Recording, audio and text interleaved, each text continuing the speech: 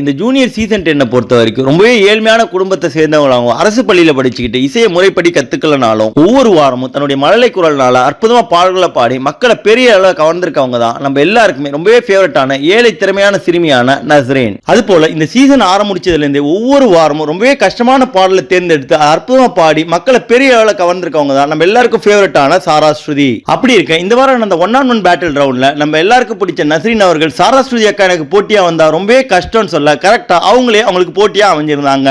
அதன் பிறகு இந்த காம்படிட்டிவ் ரவுண்ட பொறுத்த வரைக்கும் நம்ம சாரா ஸ்ருதி அவர்கள் ஆகா படத்துல தேனிசை தென்றல் தேவாவுடைய இசையில அரிகரன் பாடிய முதலில் பார்த்து மெகைட்டான மெலடி பாடலை எடுத்து அதை தன்னுடைய காந்த குரல்னால ரொம்பவே அற்புதமா பாடி ஒட்டுமொத்த அரங்கத்தையும் ஆச்சரியத்துல ஆழ்த்தியிருந்தாங்க.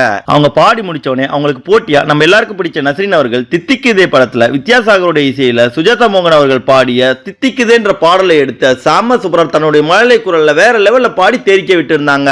இதை பார்த்தா அங்க இருந்த நடுவர்கள் எல்லாருமே ரொம்பவே பாராட்ட, அதுல குறிப்பா சித்ராமா அவர்கள் சொல்லும் போது நீங்க பாடின பாடல்ல ரொம்பவே வேரியேஷன்ஸ் இருந்தது, அழகா பாடி இருந்தீங்க. அதை தொடர்ந்து மனோ அவர்களும் இந்த பாடல் ரொம்பவே கஷ்டமான பாடல், ரெண்டு பேருமே சூப்பரா அசத்திருந்தீங்கன்னு சொல்லி பாராட்டி இருந்தாரு. அது மட்டும் இல்லாம நம்ம சூப்பர் சிங்கர் ஜூனியர் சீசன் 10ல ரொம்பவே அற்புதமா பாடி இத்தனை திறமை வாய்ந்த குழந்தைகள்ல உங்களுக்கு ரொம்ப பிடிச்சவங்க யாருன்றத மறக்காம கமெண்ட் செக்ஷன்ல தெரிவிங்க.